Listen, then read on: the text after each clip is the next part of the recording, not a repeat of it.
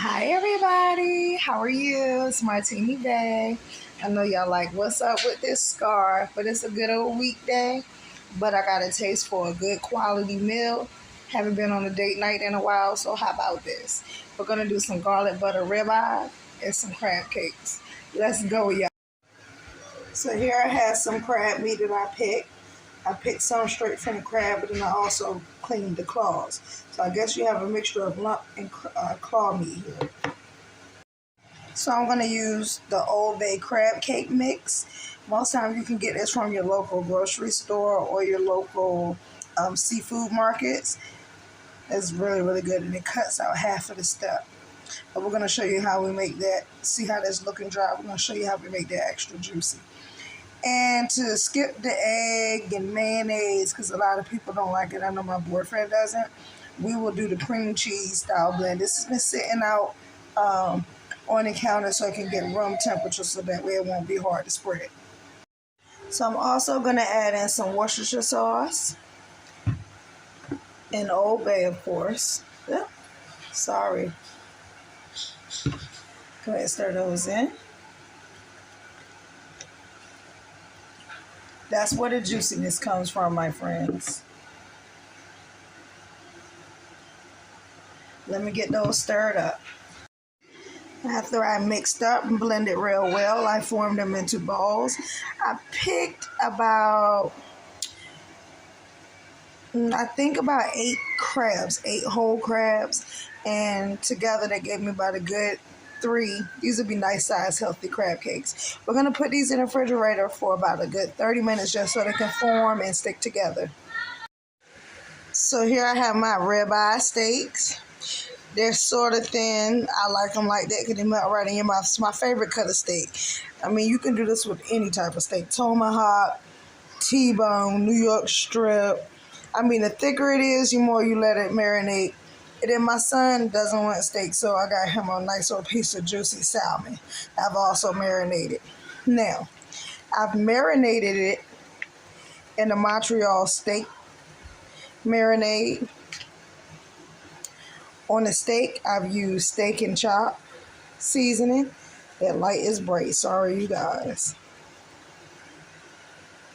And Longhorn Steakhouse seasoning. And on the salmon, I just have lemon pepper seasoning. This right here, you guys, you can get directly out of Walmart. Let me tell you something. This works miracles. I'm going to show y'all what we're going to do with that in a minute, honey. And it saves you a lot of steps. Since I haven't been too long pulled those out the refrigerator, I'm going to let them sit out for about a good 15 to 20 minutes so they can get room temperature. Because you don't want to take meat directly from cold and put it in hot. It doesn't turn out right. The tenderness, the quality of your meat and everything just doesn't work out right. So let's let that rest. Okay, you guys, I'm ready to drop my steak in. The pan's been sitting on high heat. Once I get those steaks in there, I'm going to reduce it to about a medium, but I want a good, nice crust on these. Oh, yeah. Do you hear that? Matter of fact, I'm just going to do one at a time. Okay. So after 3 minutes, I flip mine. I like mine on the rare side just a little. But see, we have a little crust on here. That's what you guys want. And do you remember that garlic butter spread that I got from Walmart? Honey. Spread that. It's kind of hard to do this with one hand. But drop that down on there and just let it melt in the middle. Oh my goodness. Watch. Look at that, you guys. Look at that. That's that look that you want. I've added extra parsley.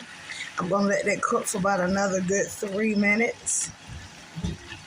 And we're good.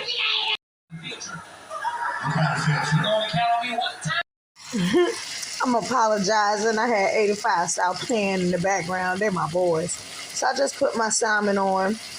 I put the surface first, the one that I want showing the presentation side down first. Then I'm going to coat the skin. I took the skin off, but that's the back part of it.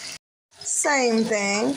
After 3 minutes, then flip Now look at that pretty crust. Oh, my son's gonna be happy with that salmon. I got my grease over here warming up for my crab cakes. So let me put one in.